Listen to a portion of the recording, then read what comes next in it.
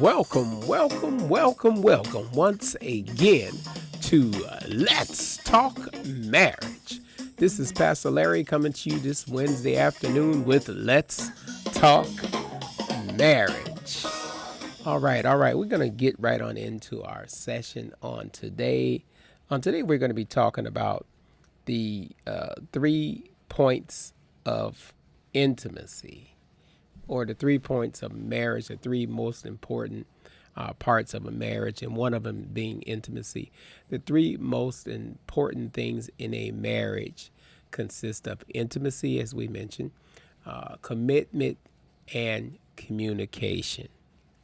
All right, we're going to get right on into it. I was when I doing my research, I was looking at an article from the Dana Group Association's Behavior Health Services, or the DGA, and they mentioned those three most important things in a marriage being intimacy, commitment, and communication. When you think of intimacy, you immediately think of sexual activity, but it's not always that. It's when you think of commitment or intimacy, you're thinking of things that bring you both closer together, and it shows intimacy, both partners to feel emotionally connected. You feel emotionally connected with intimacy in a marriage. It is very important that you share the things with each other, your dreams, your hopes, and your visions in a marriage. And you can't, we had mentioned this once before, you have to have some sort of goals in your marriage, especially young people that are just getting married. You have to have some sort of goals because, when you first get married, you might have those struggles. There's some people that are fortunate enough to, when they get married, they both are already financially stable. But in most cases, when you get, especially when you get married young, you might have those financial issues or financial problems or financial struggles, however you want to put it, in the beginning of the marriage, and it's something that you build toward. Even with if you both are financially stable, you still have to learn to share. Both have to learn how it's not your income, it's our income, and you have to have a dream, a vision, where you going in a marriage or where you want to be. For instance, we mentioned this once before on the program. Make sure you look forward to, if you don't have property, make sure you own some sort of property, especially when you're young in a marriage or just getting into the marriage. Make sure that is one of your goals. If you plan on having children, that's important, and depending on where you want to be, if you plan on having children, you might not want to be in the city. You might want to be outside of the city. You might want to be in a suburban area to raise children, because some people don't believe in raising children in the city. It's been done, but like nowadays it's kind of hard with all the things that are going on in this day and age. So part of intimacy is sharing goals and hopes and dreams. And again, make sure you strive to have something together. It's not always mine's, yours. It becomes ours. So make sure that you're sharing that. And then also, the bedroom is important in a marriage too, and part of the intimacy, under intimacy. Make sure that we are respecting each other. Make sure we're loving on each other and showing love, and just showing affection towards your wife and towards your husband. Make sure you're showing affection. And the other one is commitment. Make sure that you're committed to the relationship, committed to your goals, and make sure you are committed to each other. Once you walk down that aisle, other women. I'm not saying you don't see them, but it shouldn't be a distraction. Other women should not be a distraction. Other men should not be a distraction in your marriage. Make sure that you both are focused on each other. And usually, if you're in some sort of church where they teach on marriage, it's important that you attend and be attentive in those areas. And it's important to be in a church where you have a pastor or that's been married for a while, and if you have questions, because when you first get married, you're going to have a lot of questions and a lot of concerns, because even though you might have dated before you got married, you're still not going to know everything about a person. So when you learn those things about a person, you tend to learn to grow with them, because you don't want anything that's coming up that you didn't know about.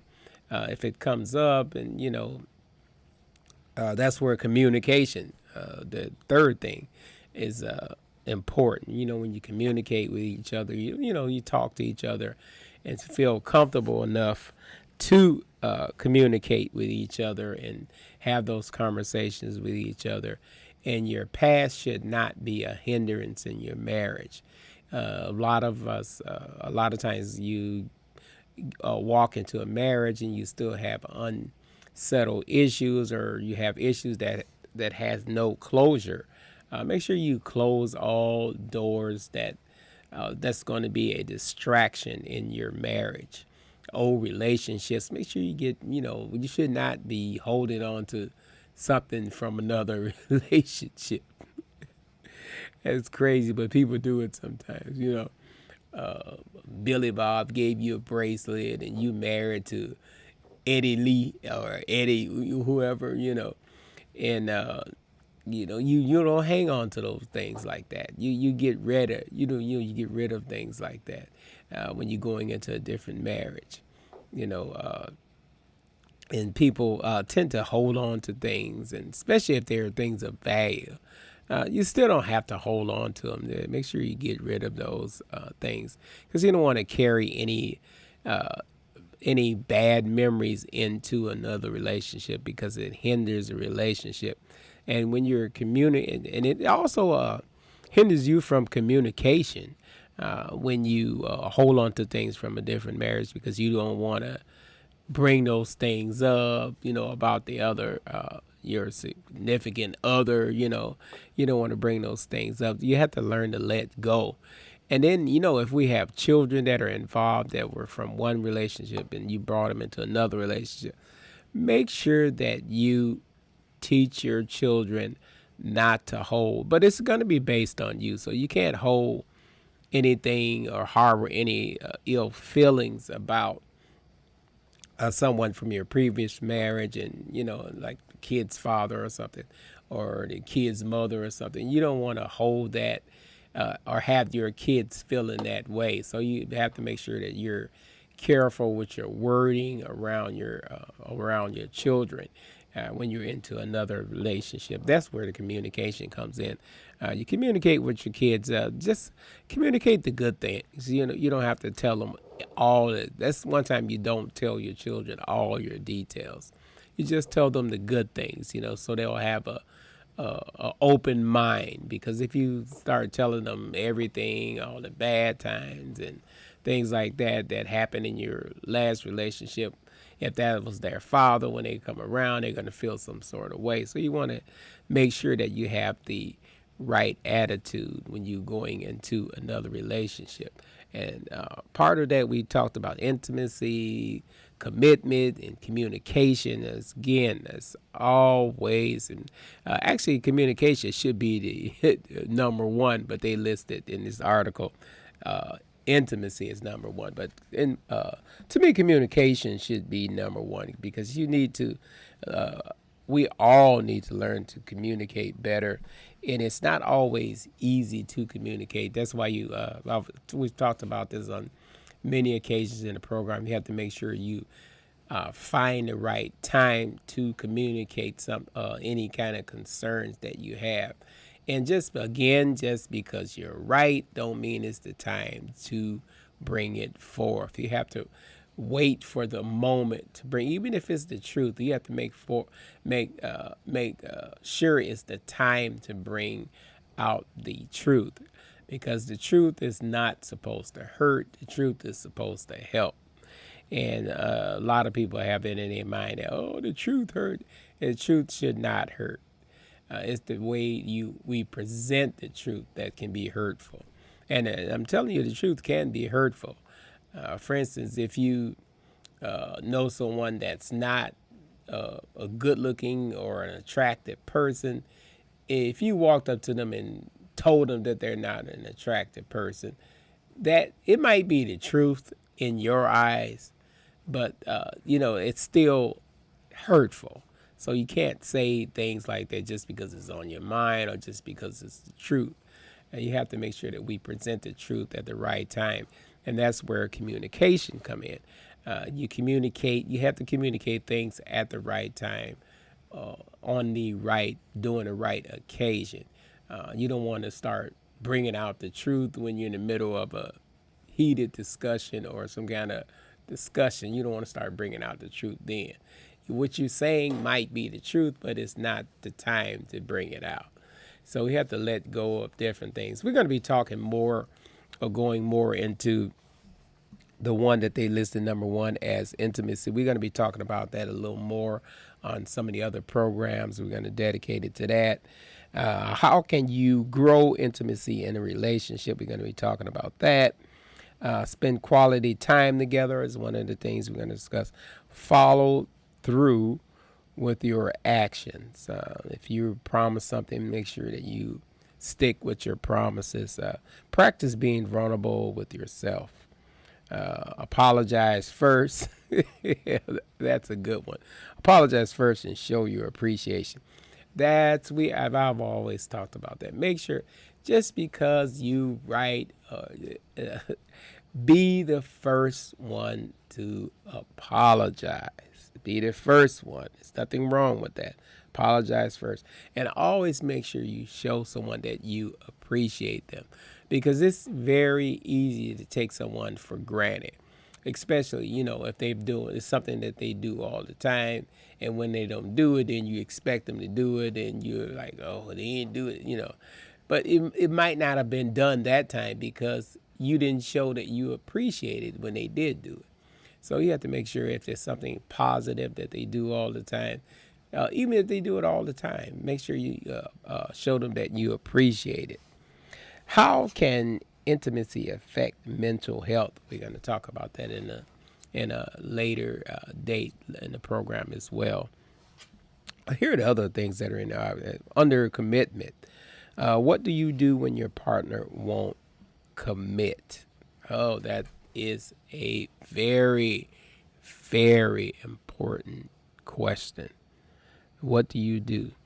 Not being equally committed in a relationship can pose real problems. In other words, if you both are not committed in that relationship, it can cause all kind of problems. It can break down intimacy. It could break down communication in that because you're not committed, you're not talking to each other. Of course, there's no intimacy in there when you're not committed in a relationship. It causes all kind of problems. It causes problems. And then, if you have children, it affects the children. The children might go to school acting out. They might go to school. That's sometimes when you find, if you talk to a kid that's been bullying other kids, if you look at their home life and find out what goes on in their house, there's things that are going on in their home. That's why they like to bully other kids, because they're reacting or acting out things that happen in their home. So we have to make sure that we are committed in our relationship. And when you're not committed, there's all sorts of things or all sorts of issues that come up. Sometimes unfaithfulness comes up, and that's, you're going all the way out to destroy a marriage when there's unfaithfulness in there. And sometimes some things that we might think that are innocent, they end up being not so innocent. So we have to be very careful when we're trying to be or should be committed to our spouse.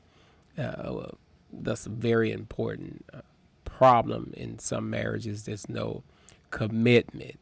And when you, if you feel like you're not committed to that marriage, make sure you see someone, talk to a counselor, a marriage counselor. I've always said that, to find out what the problem is. There could be an issue. It could be something simple, or it could be something serious, or for the reason you not being committed in that marriage. It could be something, again, something from your past. You have closures, the things that weren't, you didn't close on.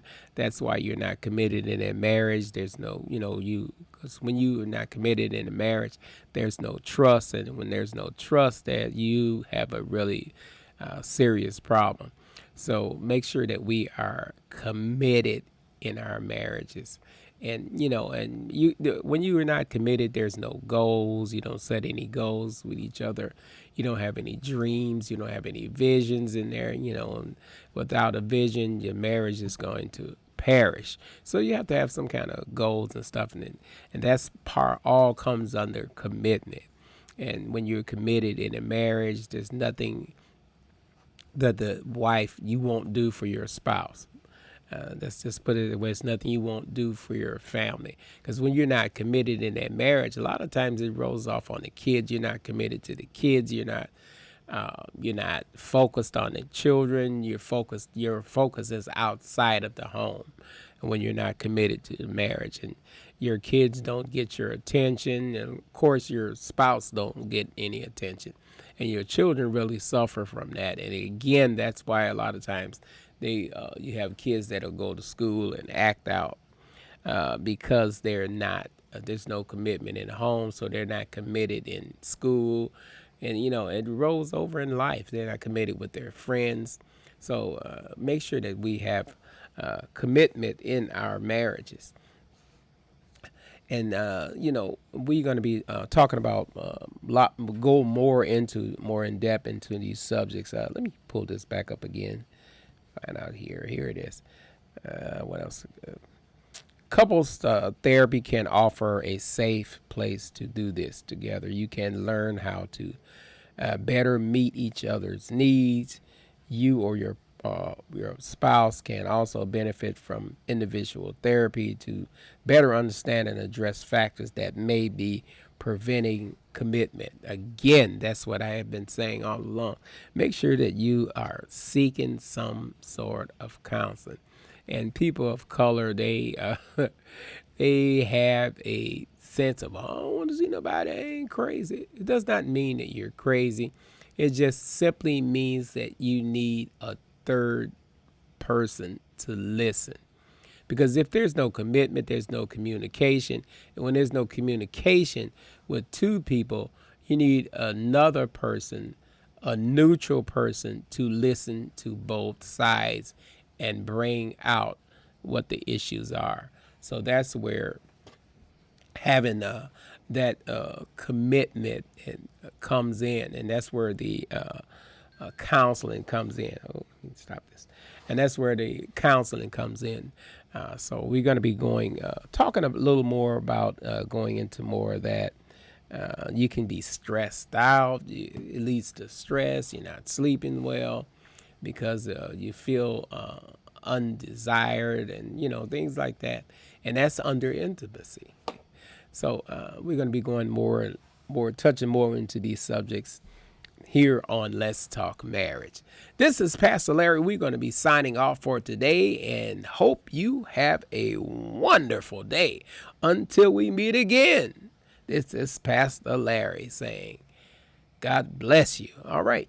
Now, any music that you may hear on this program is from an app called Whoop Triggers Plus.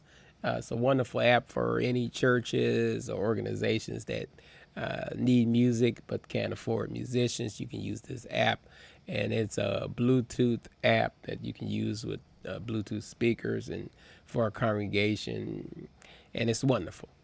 This is Pastor Larry again, signing off until we meet again with Let's Talk Marriage. Hope you have a wonderful day. Enjoy the rest of your day. And let the love of Christ shine in your life.